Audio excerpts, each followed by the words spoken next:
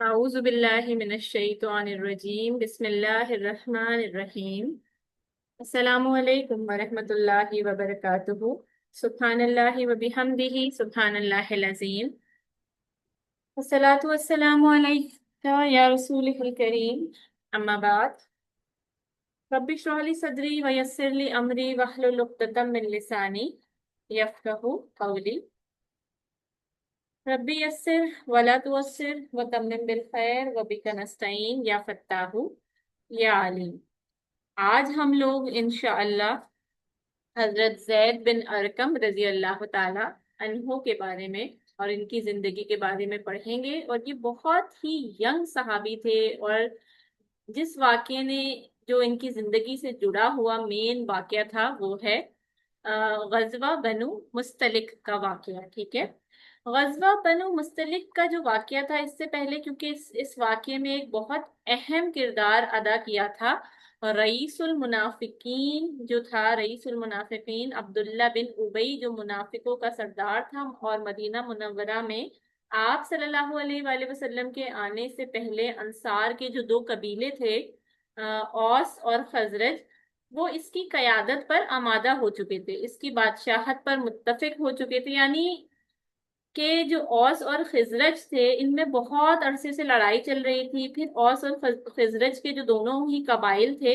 اسلام کے آنے سے پہلے، آپ صلی اللہ علیہ وآلہ وسلم کے مدینہ منورہ آنے سے پہلے اس بات پر متفق ہو گئے تھے کہ ہم عبداللہ بن ابی کو اپنا سردار، اپنا بادشاہ بنائیں گے۔ اور کہتے ہیں کہ تاج پوشی کے لیے انہوں نے جو ہے وہ مونگوں کا ایک تاج بھی جو ہے وہ بنوایا جا رہا تھا عبداللہ بن ابی کے لیے۔ اور پھر کیا ہوا کہ مدینہ میں اسلام آ گیا، تو پھر عبداللہ بن ابی کو سخت اس بات سے تکلیف ہوئی کہ میری بادشاہت چھین لی گئی، میں سردار بننے والا تھا ان دونوں قبیلے کا۔ مگر ہوا کیا کہ جب جنگ بدر کے بعد جو ہے وہ ہوا کا رخ بدل رہا تھا اور مسلمان کامیاب ہو گئے اور قریش مکہ کے ساتھ بہت برا ہوا، تو اس نے جو ہے نا، اس نے کیا کیا کہ بدر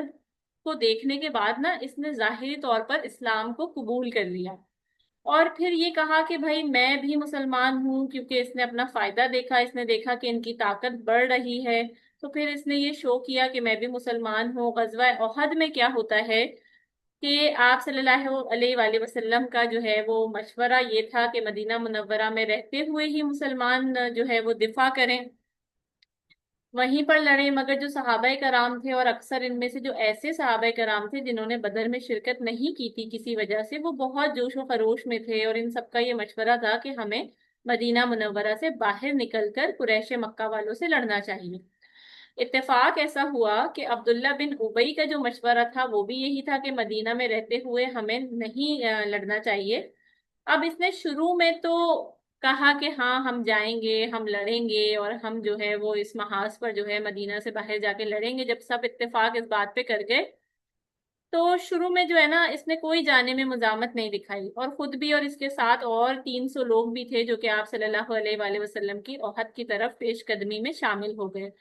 اب اس نے کیا کیا، جب آگے چلتے گئے اور کچھ جگہ پر آتا ہے کہ جب اتنے قریب ہو گئے کہ دشمن جو تھے قریش، وہ اور مسلمان ایک دوسرے کے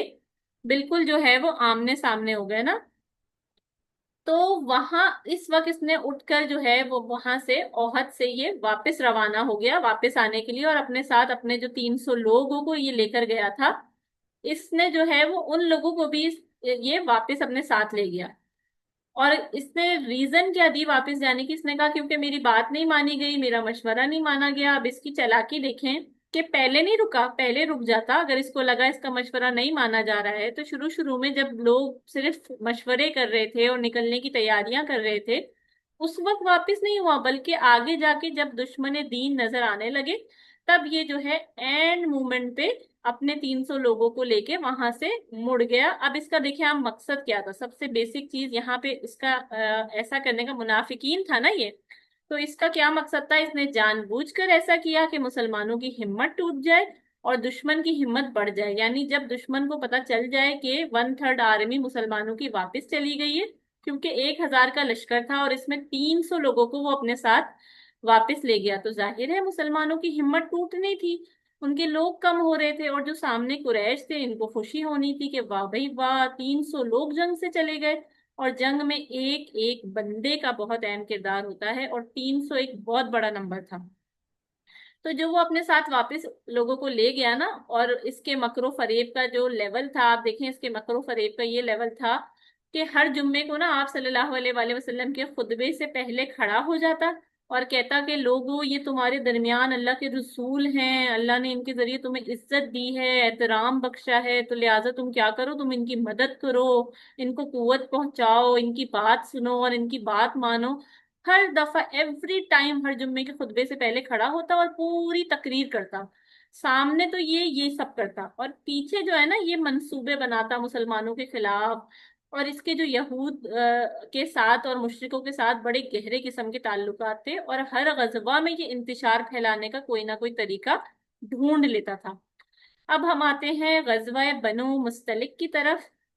یہ غزوہ جو ہے یہ تقریباً یوں سمجھیں آپ 5 یا 6 ہجری میں یہ غزوہ ہوا تھا، اور اس غزوہ کے اندر عبداللہ بن ابی اور دیگر جو منافقین تھے وہ بھی ساتھ شامل تھے۔ اب کس وجہ سے شامل ہوئے تھے؟ اپنے مالی فائدے کے لیے شامل ہوئے تھے، یعنی جب مال غنیمت ملے گا تو وہ ہم لیں گے، اور دوسری بات یہ تھی کہ ہم انتشار پھیلائیں گے، کوئی نہ کوئی شرارت کرنے کے لیے، گڑبڑ مچانے کے لیے یہ لوگ شامل ہوئے تھے۔ اب جب مسلمان صحابہ کرام غزوے سے فارغ ہوتے ہیں تو آپ صلی اللہ علیہ وآلہ وسلم ایک جگہ پر جہاں پڑاؤ ڈالا، وہاں پر ایک چشمہ تھا جس کا نام موروثی تھا، ٹھیک ہے، موریسی کا کنواں کہلاتا ہے وہ، موریسی کا جو چشمہ تھا، کنواں تھا، وہاں پر آپ صلی اللہ علیہ وآلہ وسلم نے قیام فرمایا۔ تو کچھ لوگ پانی لینے کے لیے گئے، اور پانی لینے کے لیے جو مسلمان گئے اس میں حضرت عمر رضی اللہ تعالی عنہ کا ایک کام والا تھا جس کا نام تھا جاہ، جاہ رضی اللہ تعالی عنہ، اور وہ مہاجرین میں سے تھا۔ اور انصار میں سے ایک صحابی تھے سنان بن وبل، وہ بھی پانی لینے گئے، تو وہاں پر ان کی کچھ لڑائی وغیرہ ہو گئی آپس میں، کوئی دھکے وغیرہ انہوں نے ایک دوسرے کو دیے، آپس میں لڑ پڑے۔ اب جب وہ لڑائی ہوتی ہے تو ان میں سے ایک نے پکارا کہ یا معاشر الانصار، یا معاشر الانصار، اور دوسرے نے پکارا یا معاشر المہاجرین، یا معاشر المہاجرین، یعنی اے انصار کے لوگوں مدد کرو، اے مہاجرین کے لوگوں مدد کرو، اور پھر کچھ لوگ جمع بھی ہو گئے۔ اب آپ صلی اللہ علیہ وآلہ وسلم کو جیسے ہی معلوم ہوا تو فوراً آپ صلی اللہ علیہ وآلہ وسلم وہاں پر پہنچے، اور آپ صلی اللہ علیہ وآلہ وسلم نے فرمایا، میں آپ کو مفہوم بتا رہی ہوں، میری موجودگی میں جہلیت کا نعرہ، جہلیت کی پکار، میں ابھی موجود ہوں اور یہ جہالت والا نعرہ لگایا جا رہا ہے، یعنی فرقہ واریت ہو رہی ہے، ایک انصار کو بلا رہا ہے، ایک مہاجرین کو بلا رہا ہے۔ آپ صلی اللہ علیہ وآلہ وسلم نے فرمایا ما بلو داول جہالیہ، یہ جہالت کا نعرہ کیسا ہے،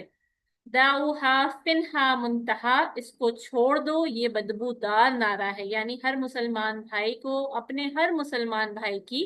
مدد کرنی چاہیے، قومیت اور اقلیت اور فرقہ واریت کی بنیاد پر مدد نہیں کرنی چاہیے۔ ویسے ہی ہر مسلمان کو دوسرے مسلمان کے کام آنا چاہیے، مدد کرنی چاہیے، مظلوم کی مدد تو ویسے ہی واضح ہے کہ مظلوم کی مدد کرنی چاہیے، اور ظالم کی ایسے مدد کرنی چاہیے کہ اسے ظلم سے روکا جائے۔ تو وہ جو غلطی جو تھی نا، وہ جاہ جاہ کی جو ہے وہ پھر غلطی ثابت ہوئی، اور سنان رضی اللہ تعالیٰ عنہ کو زخم آیا تھا، تو حضرت عبادہ بن ثابت جو تھے انہوں نے سمجھایا، اور پھر جو ہے وہ معافی تلافی وہاں پہ ہو گئی، اور اس کے بعد جھگڑا جو ہے وہیں پر ختم ہو جاتا ہے، ٹھیک ہے۔ اب کیا ہوتا ہے دیکھیں، جب یہ جھگڑا وہاں ختم ہو جاتا ہے، سب مسلمان اپنی اپنی جگہ چلے گئے، اور آپ صلی اللہ علیہ وآلہ وسلم کی جو تنبیہ تھی اس سے فوراً مسلمان وہاں سے منتشر ہو گئے، بلکہ ان کو بہت افسوس بھی ہوا کہ ہم ایسی پکار پر کیوں آئے، اور یہ مسلمانوں کے درمیان جو ہے وہ ایسا نعرہ ٹھیک نہیں ہے۔ تو یہ صحابہ کرام تھے، آپ دیکھیں ان کے اخلاق میں، ان کے کرداروں میں یہ چیز تھی کہ جیسے ہی غلطی کا احساس ہوتا فوراً معافی تلافی کر کے ایک دوسرے کو معاف کر کے معاملے کو وہیں کے وہیں ختم کر دیتے، نہ کہ دلوں میں گرجز رکھتے جیسا کہ آج کے دور میں ہوتا ہے۔ اب اس واقعے کی خبر جب عبداللہ بن ابی کو ہوئی تو وہ غصے سے بھڑک اٹھا، کہتا ہے ان کی یہ جرت ہمارے ہی علاقے میں ہمارے ہی مد مقابل آ رہے ہیں، ہم سے ہی جو ہے وہ لڑ رہے ہیں، اور کہتا ہے کہ یہ تو وہ مثال ہے کہ پالو پوسو، یعنی پال پوس کر موٹا کرو اور پھر ہم پہ حملہ کر دے۔ اور پھر کیا کہتا ہے کہ وہاں پر جو لوگ موجود تھے، جو منافقین تھے اس کے ساتھ، جن کے پاس یہ بیٹھا تھا، ان سے اس نے کہا کہ آئندہ نا تم ان مہاجرین کی مال سے مدد نہ کرنا، یہ خود ہی ادھر ادھر بھاگ جائیں گے۔ اور پھر ساتھ میں یہ کہا، اس نے یہ بھی کہا کہ سنو، خدا کی قسم جب ہم مدینہ واپس جائیں گے تو ہم میں سے عزت والا ذلیل کو نکال باہر کرے گا۔ استغفر اللہ۔ اب اس مجلس میں منافقین تو تھے ہی، مگر ایک مومن نوجوان ساتھی حضرت زید بن ارقم رضی اللہ تعالیٰ عنہ وہاں موجود تھے۔ انہوں نے عبداللہ بن ابی کی یہ بات سن لی۔ اب یہاں پر نا دو روایتیں آتی ہیں۔ جب انہوں نے یہ بات سنی تو یہاں پر دو روایتیں آتی ہیں۔ ایک روایت یہ آتی ہے کہ حضرت زید جو ہیں وہ وہیں پر فوراً بول اٹھے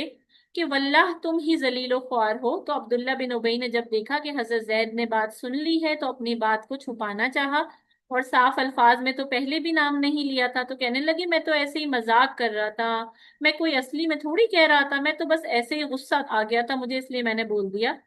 اور حضرت زید رضی اللہ تعالیٰ عنہ وہاں سے گئے اور سیدھا جا کر آپ صلی اللہ علیہ وآلہ وسلم کو اطلاع دی۔ اور جو دوسری روایت آتی ہے اس میں آتا ہے کہ زید رضی اللہ تعالیٰ عنہ نے وہاں سے اٹھ کر اپنے چچا کو بتایا، اور ان کے جو چچا تھے انہوں نے جا کر آپ صلی اللہ علیہ وآلہ وسلم کو بتایا۔ واللہ عالم جو بھی روایت صحیح ہے۔ تو پھر ہوتا کیا ہے کہ عبداللہ بن ابی نے جو انصار منافقین تھے، یعنی جو مدینہ منورہ کے منافقین تھے، ان کو کہا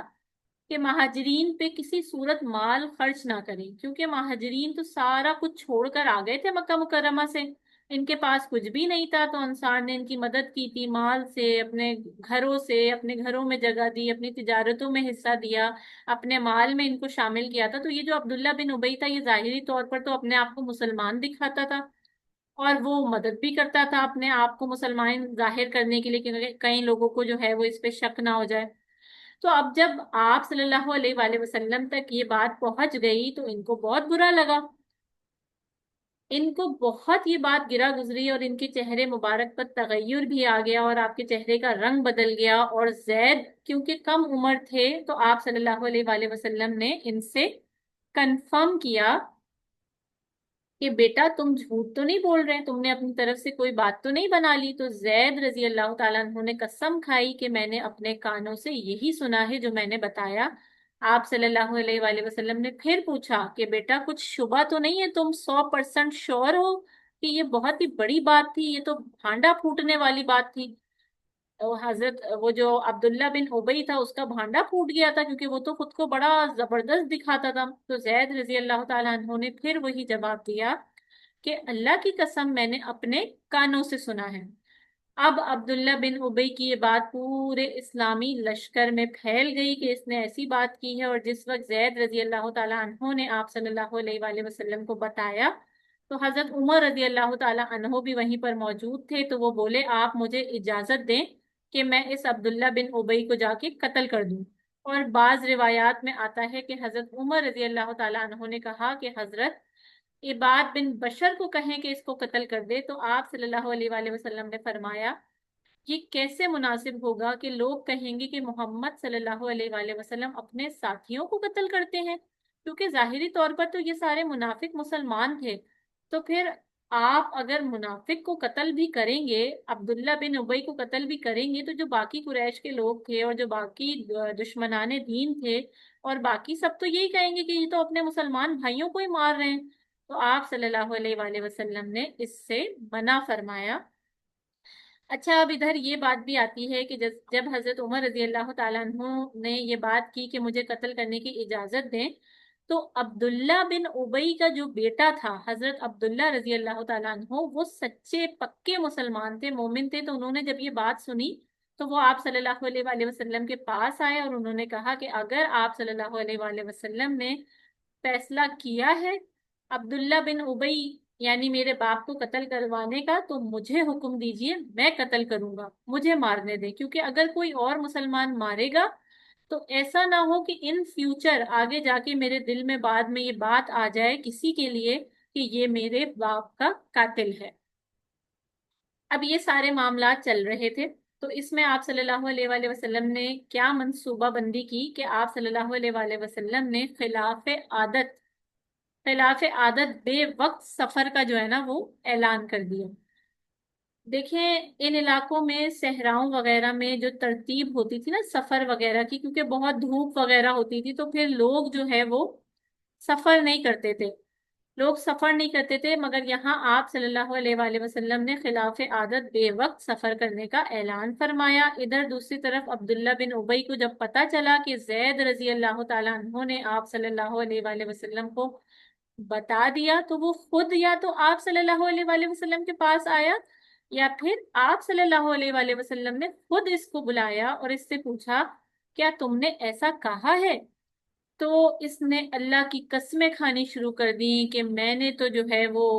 ہرگز ایسا نہیں کہا، اور یہ لڑکا جو ہے یہ جھوٹا ہے، یہ جھوٹ بول رہا ہے، میں نے تو کوئی ایسی بات نہیں کی۔ اور کیونکہ عبداللہ بن ابی خزرج میں ایک بہت بڑے سردار تھے، اور زید رضی اللہ تعالیٰ عنہ بالکل کم عمر تھے، تو لوگوں نے یہی کہا کہ ہو سکتا ہے کہ اس بچے کو مغالطہ ہوا ہو، کوئی غلط فہمی ہو گئی ہو، اس بچے کو بات صحیح سے نہیں سمجھ آئی ہو۔ تو اس طرح کی جو ہے وہ لوگوں نے بات کی کہ ضروری نہیں ہے کہ وہ بچہ جو ہے وہ صحیح بول رہا ہو۔ تو اب کیا ہوتا ہے کہ سوری ایکسکیوز می، تو اب جو ہے وہ انہوں نے کہا اچھا ٹھیک ہے، اب اس نے عبداللہ بن ابی نے خوب قسمیں کھائیں، تو آپ صلی اللہ علیہ وآلہ وسلم نے اس کا عذر جو تھا وہ قبول کر لیا، جبکہ آپ صلی اللہ علیہ وآلہ وسلم کو تو معلوم ہوگا کہ یہ شخص جھوٹ بول رہا ہے، مگر آپ نے کہا کہ ٹھیک ہے صحیح ہے۔ تو پھر ادھر کیا ہوا کہ جو عام لوگ تھے خزرج کے اور جو باقی لوگ تھے، انہوں نے زید رضی اللہ تعالیٰ عنہ کو ملامت کیا اور پھر بولا کہ تمہیں پتہ ہے کہ قبیلے کا اتنا بڑا سردار ہے اور تم نے اتنا بڑا اس پر الزام لگا رہے ہو، اور وہ آ کر قسمیں بھی کھا رہا ہے کہ اس نے نہیں کیا، نہیں کہا۔ کیا ہوتا ہے اس کے حضرت، پھر کیا ہوتا ہے کہ حضرت زید جو ہیں وہ بہت زیادہ اداس ہو جاتے ہیں، بہت زیادہ جو ہے نا وہ اداس ہو جاتے ہیں، بہت پریشان ہو جاتے ہیں، کیونکہ کوئی بھی نہیں تھا جو ان کو سپورٹ کرتا، ان کا ساتھ دیتا کہ ہاں ہاں واقعی ایسی بات کی تھی، کیونکہ جو سارے کے سارے ان کے علاوہ وہاں بیٹھے تھے سب کے سب منافقین تھے، تو وہ تو عبداللہ بن ابی کے ساتھ ملے ہوئے تھے۔ تو اب کیا ہوا کہ یہی کہیں گے کہ ہاں ہاں ایسا کچھ نہیں ہوا، اور عبداللہ بن ابی خود بھی قسمیں کھا رہا تھا، تو حضرت زید کیونکہ چھوٹے تھے اور لوگوں کو ایسا بھی لگ رہا تھا کہ یہ چھوٹے ہیں، ان کو کوئی غلط فہمی ہو گئی، تو پھر حضرت زید ادھر ادھر لوگوں کی نظروں سے نا چھپنے لگے، کیونکہ جہاں سے گزرتے تو لوگ الٹی سیدھی باتیں کرتے اور کہتے دیکھو اس نے کیسی بڑی بات کر دی، کیسی بڑی بات کر دی، اس نے کیا کر دیا۔ پھر آپ صلی اللہ علیہ وآلہ وسلم نے کیا کیا کہ لشکر اسلام کے ساتھ پورا دن اور پوری رات اور اگلے دن دھوپ تیز ہونے تک سفر کرتے رہے، سفر کرتے رہے تاکہ لوگ تھک ہار کر اس بات کو چھوڑ دیں۔ تو جیسے ہی جو ہے وہ اتنے سفر کے بعد پڑاؤ ڈالا، لوگ زمین پر لیٹتے ہی بے خبر سو گئے، اور آپ صلی اللہ علیہ وآلہ وسلم کا مقصد بھی یہی تھا کہ فوراً سارے لوگ پڑاؤ ڈالتے ہی اس بات کو بھول جائیں اور سو جائیں۔ اب جب دوبارہ سفر شروع ہوتا ہے تو حضرت زید بن ارقم رضی اللہ تعالیٰ عنہ بار بار آپ صلی اللہ علیہ وآلہ وسلم کے قریب جو ہے وہ آتے ہیں، یعنی آپ صلی اللہ علیہ وآلہ وسلم کی سواری کے قریب قریب آنے کی کوشش کرتے ہیں، اس امید میں کہ کیا پتہ اس بارے میں کوئی وحی نازل ہو جائے، کیا پتہ اللہ تعالیٰ میری بات کو ثابت کر دیں لوگوں کے سامنے، کیونکہ عبداللہ بن ابی نے پوری قوم کے سامنے حضرت زید کو جھوٹا قرار دے دیا تھا کہ یہ بچہ بالکل جھوٹ بول رہا ہے۔ اب ایسا کچھ نہیں ہوا، اور اس دوران حضرت عبادہ بن ثابت رضی اللہ تعالی عنہ عبداللہ بن ابی کے پاس گئے، اور ان دوران سفر جو ہے وہ کہا اس کو کہ بھائی اگر تم سے یہ ہوا ہے اور تم نے یہ بولا ہے جیسا کہ حضرت زید بتا رہے ہیں تو جرم کا اعتراف کر لو، نبی صلی اللہ علیہ وآلہ وسلم تمہارے لیے اللہ تعالیٰ سے استغفار مانگ لیں گے۔ تو اس نے منہ پھیر لیا، تو حضرت عبادہ نے کہا کہ ضرور تمہارے اس اعراض کے بارے میں قرآن نازل ہوگا اور تم دیکھنا کہ ضرور ہوگا، یعنی وہ اسے تنبیہ کرنے گئے تھے، ان سے پوچھنے گئے تھے بھائی کہ اگر کوئی معاملہ ہے تو تم بتا دو، لیکن اس نے منہ پھیر لیا، تو پھر وہ ان کو یہ کہہ کے آ گیا کہ اللہ تعالیٰ کی کوئی مدد اب ضرور آئے گی۔ خیر پھر کیا ہوتا ہے کہ زید رضی اللہ تعالیٰ عنہ آپ صلی اللہ علیہ وآلہ وسلم کی سواری کے قریب قریب اپنی سواری کو لے کر جاتے ہیں، تو آپ صلی اللہ علیہ وآلہ وسلم پر وحی کی کیفیت طاری ہوتی ہے، اور ان کی سواری، کیونکہ آپ صلی اللہ علیہ وآلہ وسلم کی سواری کے بالکل قریب تھی تو آپ صلی اللہ علیہ وآلہ وسلم نے اپنی ہی سواری سے ان کا کان پکڑا حضرت زید کا اور فرمایا یا غلام صدق اللہ حدیثتا، یعنی کہتے ہیں کہ اے لڑکے، اے بچے، اللہ نے تمہاری بات کی تصدیق کر دی ہے۔ اور پوری کی پوری سورہ منافقون اسی عبداللہ بن ابی کے واقعے کے متعلق اللہ تعالیٰ نے نازل فرمائی۔ اور ایک جگہ پر یہ بھی آتا ہے کہ یہ جو سورہ منافقون ہے یہ راستے میں نہیں بلکہ مدینہ منورہ پہنچ کر نازل ہوئی تھی، اور اس دوران زید رضی اللہ تعالیٰ عنہ جو تھے وہ رسوائی کے خوف سے اپنے گھر میں چھپ کر بیٹھے رہتے تھے، اور وہ باہر نہیں آتے تھے ڈر کے اور خوف کے مارے اور ذلت کے مارے کہ سب لوگ مجھے جھوٹا جھوٹا کہہ رہے ہیں، تو مجھ پہ کوئی یقین نہیں کرتا، تو وہ گھر میں چھپے بیٹھے رہتے تھے۔ اور پھر جب سورہ منافقون نازل ہوئی تو زید رضی اللہ تعالیٰ عنہ فرماتے ہیں کہ رسول اللہ صلی اللہ علیہ وآلہ وسلم نے مجھے بلوایا اور پھر مجھے آیتیں پڑھ کر بتائیں، اور ان آیات میں کیا آتا ہے، خاص طور پر سورہ منافقون کی آیت نمبر 7 اور آیت نمبر 8 میں یہ آتا ہے کہ یہ منافقین وہی ہیں جو کہتے ہیں کہ جو لوگ رسول اللہ صلی اللہ علیہ وآلہ وسلم کے پاس ہیں ان پر خرچ نہ کرو یہاں تک کہ وہ چلتے بنے۔ اور یہ بھی آتا ہے کہ اس صورت میں کہ یہ منافقین کہتے ہیں کہ جب ہم مدینہ واپس جائیں گے تو اس میں سے عزت والا ذلت والے کو نکال باہر کرے گا، یعنی بالکل وہی الفاظ جو حضرت زید نے آپ صلی اللہ علیہ وآلہ وسلم کو آ کر بتائے تھے، اللہ تعالیٰ نے وہی الفاظ بالکل اسی طرح تصدیق فرما دیے۔ ایک طرف تو یہ ہوا، اللہ اکبر، کہ اللہ تعالیٰ نے کیسے حضرت زید کی بات کو سب کے سامنے واضح کر دیا، اور دوسری طرف ایک اور روایت یہ آتی ہے کہ جب آپ صلی اللہ علیہ وآلہ وسلم مدینہ کے قریب وادی عقیق پہنچے تو عبداللہ بن ابی جو کہ مومن تھے اور اچھے پکے سچے مسلمان تھے اور بیٹے تھے وہ عبداللہ بن ابی کے، وہ آگے بڑھتے ہیں اور مدینے کے راستے میں تلوار لے کر کھڑے ہو گئے، اور تمام سواریوں میں جلدی جلدی سے جو ہے نا وہ اپنے باپ کی سواری کو تلاش کر رہے تھے۔ اور پھر جب ان کو ان کے والد کی سواری مل گئی تو اس کی اونٹنی کو بٹھایا اور باپ کو کہا اللہ کی قسم تم مدینہ میں داخل نہیں ہو سکتے جب تک رسول صلی اللہ علیہ وآلہ وسلم داخل ہونے کی اجازت نہ دے دیں، اور جب تک وضاحت نہ کرو گے کہ کون عزت والا ہے تم یا رسول اللہ صلی اللہ علیہ وآلہ وسلم۔ تو اب وہ وہاں راستہ روکے کھڑے ہیں اور گزرنے والے لوگ اس کو ملامت کر رہے ہیں کہ دیکھو باپ کے ساتھ کیا کر رہا ہے، اپنے باپ کے سامنے تلوار لیے کھڑا ہے اور اس کو داخل نہیں ہونے دے رہا مدینہ میں، یہ کیسا معاملہ کر رہا ہے باپ کے ساتھ۔ تو جب حضرت محمد صلی اللہ علیہ وآلہ وسلم یہاں سے قریب آئے اس پورے معاملے کے تو انہوں نے کہا کہ یہ کیا ہو رہا ہے، یہاں پر کیا ہو رہا ہے؟ تو لوگوں نے کہا عبداللہ نے اپنے باپ کا راستہ روکا ہوا ہے کہ جب تک رسول اللہ صلی اللہ علیہ وآلہ وسلم اجازت نہ دے دیں یہ مدینہ میں داخل عبداللہ بن ابی نہیں ہوگا۔ اب آپ صلی اللہ علیہ وآلہ وسلم نے دیکھا کہ وہ بیٹے کے ہاتھوں اس طرح مجبور ہے کہ وہ کہہ رہا تھا کہ میں تو بچوں اور عورتوں سے بھی زیادہ ذلیل ہو گیا۔ عبداللہ بن ابی نے کہا کہ میں تو عورتوں اور بچوں سے بھی زیادہ ذلیل ہو گیا۔ تو پھر رسول اللہ صلی اللہ علیہ وآلہ وسلم نے کہا ان کا راستہ چھوڑ دو، ان کو جانے دو۔ اور پھر جب آپ صلی اللہ علیہ وآلہ وسلم نے کہہ دیا تب ان کے بیٹے حضرت عبداللہ رضی اللہ تعالی عنہ راستے سے ہٹ گئے۔ اور یہی غزوہ مستلق سے واپسی پر واقعہ افک پیش آیا تھا۔ آپ لوگوں کو یاد ہو حضرت عائشہ کے ساتھ جو بہتان سازی کی تھی اس رئیس المنافقین نے۔ اس سفر پر کیونکہ منافقین ساتھ تھے تو یہی وجہ تھی کہ یہ جگہ جگہ پر انتشار پھیلاتے تھے، اور یہی عبداللہ بن ابی جب مرا تو ان کے جو بیٹے تھے حضرت عبداللہ انہوں نے آپ صلی اللہ علیہ وآلہ وسلم سے آ کر کہا کہ آپ نماز جنازہ پڑھا دیں، تو حضرت عمر رضی اللہ تعالیٰ عنہ نے آپ صلی اللہ علیہ وآلہ وسلم کو روکنے کی کوشش کی۔ Just give me a minute.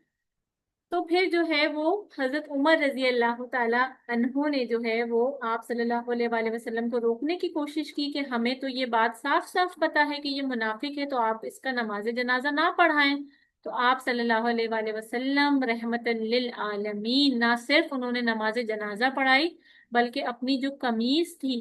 وہ بھی اس کو دے دی کہ وہ اپنے باپ کو پہنا دے۔ اور یہ قمیص کا معاملہ اس طرح آتا ہے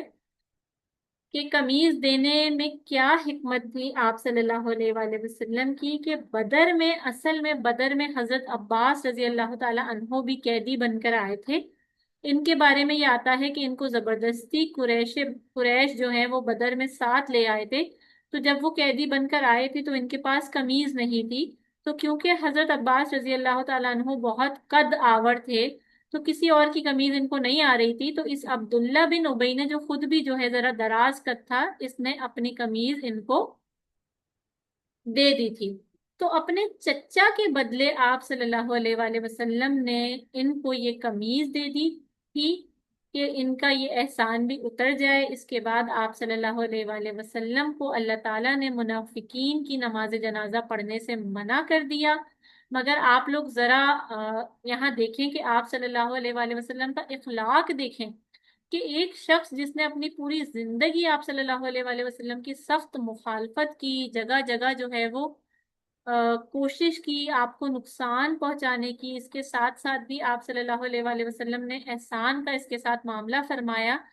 اب ہم اس پورے واقعے میں دو تین چیزیں جو ہمارے دیکھنے کی ہیں کہ صحابہ جو تھے وہ کیسے جو ہے وہ ثابت قدم رہتے تھے۔ سب سے پہلی بات ہم نے یہ دیکھی کہ اسلام میں رنگ، زبان، نسل، قوم، اس کی بنیاد پر تفرقہ جو ہے نا وہ بالکل بھی الاؤ نہیں۔ یعنی if you people had read about Malcolm X, اگر آپ نے پڑھا ہو میلکوم ایکس کے بارے میں، جب وہ مسلمان ہوا تھا اور جب وہ پہلی بار حج پر گیا تھا تو ہی واز شاکڈ،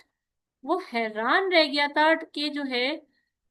ڈفرنٹ جو ہے وہ اسٹیٹس، کلر، کلچر، ٹریڈیشن کے لوگ آئے ہوئے ہیں اور سب نے ایک جیسا احرام پہنا ہوا ہے، سب ایک جیسے لگ رہے ہیں، کوئی فرق نہیں پتہ چل رہا امیری کا، غریبی کا۔ کسی کے کپڑوں سے یہ ظاہر نہیں ہوتا کہ یہ بہت امیر ہے یا یہ بہت غریب ہے۔ اسلام نے تو اس چیز کو بالکل مٹا دیا ہے، رنگ نسل کے فرق ہو، امیر غریب کے فرق ہو۔ اور یہاں پر جیسے ہی آپ صلی اللہ علیہ وآلہ وسلم نے تھوڑی سی تنبیہ کی تھی صحابہ کرام کو، فوراً صحابہ کرام نے معافی تلافی کی اور توبہ استغفار میں لگ گئے، جبکہ شیطان نے بہکا دیا تھا، نعرہ جہالیت ان لوگوں سے لگوا دیا تھا۔ وقتی طور پر یہ لوگ تفرقے میں پڑ گئے تھے، مگر کیونکہ دل میں ایمان تھا اور رسول صلی اللہ علیہ وآلہ وسلم کی محبت تھی تو فوراً توبہ کی، فوراً رک گئے، یعنی فوراً انہوں نے اپنا ذہن بدل لیا، ایک دوسرے کو معاف کیا، اور پھر دلوں میں گرجز بھی یہ لوگ نہیں رکھتے تھے۔ ہمارے یہاں ایسا ہوتا ہے کہ اکثر اگر کوئی دین کے بارے میں ہمیں بتا دے کہ دین میں ایسا ہوتا ہے، ایسا نہیں ہوتا ہے جیسا آپ کرتے ہیں، تو فوراً ہماری انا جو ایگو ہوتی ہے نا وہ بیچ میں آ جاتی ہے اور ہم اس کو ایکسیپٹ نہیں کرتے، یا تو بہت مشکل ہو جاتا ہے ہمارے لیے ایسی بات کو قبول کرنا۔ اور اگر دین کی بات نہیں بھی ہو، کوئی ویسے ہی بحث و مباحثہ ہو رہا اور آپ کو اچھی طرح یہ بات معلوم ہو جائے کہ ہاں آپ غلط ہیں، لیکن پھر بھی ہم بحث کرتے رہیں اپنی انا کی خاطر کہ ہم کیسے خاموش ہو جائیں، ہم کیسے قبول کر لیں اپنی غلطی، تو ہرگز ایسا نہیں کرنا چاہیے۔ اگر آپ جانتے ہیں آپ کی غلطی ہے تو فوراً معافی تلافی کر لیں، اپنی انا کو ایک طرف رکھ کر صحیح کا ساتھ دیں۔ تو صحابہ کرام میں یہ چیز نہیں تھی، جیسے ہی ان کو جو ہے نا وہ پتا چلتا تھا نا فوراً وہ بات کو مان لیتے تھے، سمعنا و اطعنا کو قبول کرتے تھے اور اپنی غلطی پر فوراً توبہ اور استغفار کرتے تھے۔ یہ بات تو ہم پہلے بھی بہت بار کر چکے ہیں نا کہ صحابہ کرام معصوم نہیں تھے، ان سے غلطیاں ہو جایا کرتی تھی۔ پھر دوسرا آپ دیکھیں کہ حضرت زید بن ارقم خود بھی قبیلہ جو ہے وہ خزر کے تھے اور حضرت عبداللہ بن ابی جو ہے اس قبیلے کا سردار تھا۔ یعنی یہ بالکل ایسا ہی ہے کہ کوئی بہت بڑے ادارے کا ہیڈ ہے یا سی ای او ہے اور امپلائے جو ہے وہ اس کے خلاف کھڑا ہو جائے، بالکل ایسا ہی معاملہ تھا یہاں پہ۔ تو آپ ہمت دیکھیں کہ وہیں پر منہ توڑ جواب بھی دیا اور آپ صلی اللہ علیہ وآلہ وسلم کو جا کر فوراً اطلاع بھی دی، اور پھر حضرت عبداللہ رضی اللہ تعالیٰ عنہ کو دیکھیں کہ ان کی جو محبت کا محور تھا اللہ اور اللہ کے رسول صلی اللہ علیہ وآلہ وسلم کے لیے، وہ کیسا تھا، یعنی اپنے والد کا سر قلم کرنے کے لیے تیار کھڑے ہیں۔ راستہ روک کے کھڑے ہیں اور اقرار کروا رہے ہیں، کہ اپنے والد سے اقرار کروا رہے ہیں کہ رسول اللہ صلی اللہ علیہ وآلہ وسلم ہی عزت دار ہیں، کہو کہو کہ وہی عزت دار ہے۔ اور ویسے بھی ہم دیکھتے ہیں کہ جو باقی کے غزوات ہیں، بدر میں، احد میں، احزاب میں، اپنے گھر والوں، اپنے رشتہ داروں، اپنے قوم والوں کے خلاف اللہ کی خاطر، صرف اور صرف اللہ کی خاطر بہت سے صحابہ کھڑے ہوئے، جبکہ اس کے لیے بہت زیادہ ہمت چاہیے کہ اپنے ہی لوگوں کے آپ سامنے کھڑے ہوں، اور پھر اللہ اور اللہ کے رسول کے لیے آپ انہیں قتل بھی کر ڈالیں۔ اور یہ بھی نوٹ کرنے کی بات ہے کہ زید رضی اللہ تعالیٰ عنہ اپنی بات پر قائم رہے، یعنی جب لوگوں نے یہ بات کرنی شروع کر دی کہ یہ ایسا انہوں نے غلط سنا ہے، یا مغالطہ ہو گیا ہے، یا کم سن ہے، بچے ہیں، انہوں نے جو بات ہے وہ صحیح طرح سے نہیں سنی ہو، تو اس وقت بھی اتنے پریشر کے باوجود اپنی بات سے پیچھے نہیں ہٹے حضرت زید۔ ہاں، وہ گھبرا رہے تھے، چھپتے پھر رہے تھے، یعنی جس روایت میں آتا ہے کہ مدینہ میں جا کر جب سورت نازل ہوئی اور یہ اپنے گھر میں بیٹھ گئے تھے، کیونکہ یہ جوان تھے، چھوٹے بچے تھے، اور یہ سوچ رہے تھے کہ سب لوگ میرے لیے کیسا کیسا سوچ رہے ہیں، اور میری وجہ سے یہ سارے حالات پیدا ہوئے ہیں۔ اور ان کے بارے میں یہ بھی آتا ہے کہ جہاں پہ صحابہ وغیرہ کے واقعات روایتوں میں ہمیں ملتے ہیں نا، جن جن کتب میں، کہ حضرت زید بن ارکم رضی اللہ تعالی عنہ نے اپنے والد کو بچپن میں کھو دیا تھا، بہت ہی ینگ ایج میں ان کے والد کا انتقال ہو گیا تھا، اور حضرت عبداللہ بن رواحہ رضی اللہ تعالی عنہ کے ہاں یہ ٹھہرے تھے، اور انہی کے پاس ان کی پرورش ہوئی تھی، یعنی یہ یتیم تھے۔ اور یہ صحابہ کرام جو جوان صحابہ کرام تھے، ینگ ایج والے، آپ ان کی بھی ہمت کا لیول دیکھیں کہ، اور ہمیں اس کو پورے واقعات کو، اور جو کچھ بھی ہم صحابہ کرام کے بارے میں پڑھتے ہیں اور کسی کی بھی لائف اسٹوری کو جاننے کے بعد، ہمیں ضرور ضرور ایسی چیزیں، ایسے سبق لے لینے چاہیے ان کی کہانیوں، ان کے قصوں سے، ان صحابہ کے واقعات سے، یا ان کے اقوال سے، کہ ہم کیا چیز اپنی زندگیوں میں لا سکتے ہیں، ہم کن چیز کو اپنے اوپر، اپنے گھر والوں پہ، اپنی زندگیوں میں امپلیمنٹ کر سکتے ہیں۔ یہ چیز ہمیں سوچنی چاہیے، اور یہ نہ سوچیں کہ گھر والے کیا کہیں گے، لوگ کیا کہیں گے، پیئر پریشر میں نہیں آئیں کہ لوگوں کے ڈر سے صحیح کرنا ہی چھوڑ دیں، یا میرے دوست کیسے ہیں، میں ان دوستوں میں بیٹھوں گا تو وہ کیا کہیں گے۔ دیکھیں، اللہ اور اللہ کا رسول کے لیے وہ کریں جو اللہ اور اللہ کا رسول ان کو پسند ہے، نہ کہ وہ جو لوگ پسند کرتے ہیں، اور جو آپ کی زندگی اور آخرت دونوں کو تباہ کر دیں گی۔ غیبت نہیں کریں، بحث و مباحثہ نہ کریں، اپنی غلطیوں کو تسلیم کریں، اور جو بھی اسلامی معاملات ہیں، اسلام ہمیں معیشت کے بارے میں بتاتا ہے، معاشرت کے بارے میں بتاتا ہے، سوشل کیسے رہنا ہے، گھر میں کیسے رہیں، ازدواجی زندگی میں کیسے رہیں، بچوں کے ساتھ، پڑوسیوں کے ساتھ، حقوق اللہ، حقوق العباد، ہر چیز اسلام ہمیں کھول کھول کے بتاتا ہے۔ پردے کے احکامات، گانا سننا حرام ہے، منع ہے، ٹرانزیکشنز کس طرح سے کریں، کن شرائط پہ کریں، قرضے کس طرح لینا دینا کریں، ان سب چیزوں کو ہمیں دیکھنا چاہیے، اور سوچنا چاہیے کہ میں اس چھوٹی سی زندگی میں لوگوں کے پریشر کی وجہ سے اللہ کے حکم کو چھوڑ رہی ہوں یا چھوڑ رہا ہوں۔ تو یہ وہ چیزیں ہیں جس پر ہمیں تھوڑا سا سوچنا چاہیے، ہمیں غور و فکر کرنی چاہیے۔ اللہ تعالی ہم سب کو قرآن اور سنت پر مکمل عمل کرنے کی توفیق عطا فرمائے۔ اللہ تعالی ہمیں سچ بولنے والا، اخلاص اور خلوص کے ساتھ، ہمت اور استقامت کے ساتھ دین پر قائم رہنے والا بنائے۔ اللہ تعالی ہمیں اپنی زندگیوں میں صحابہ کرام کے کردار اپنانے کی توفیق عطا فرمائے۔ آمین ثم آمین یا رب العالمین۔ سبحانک اللہم و بحمدک، اشہد ان لا الہ الا انت،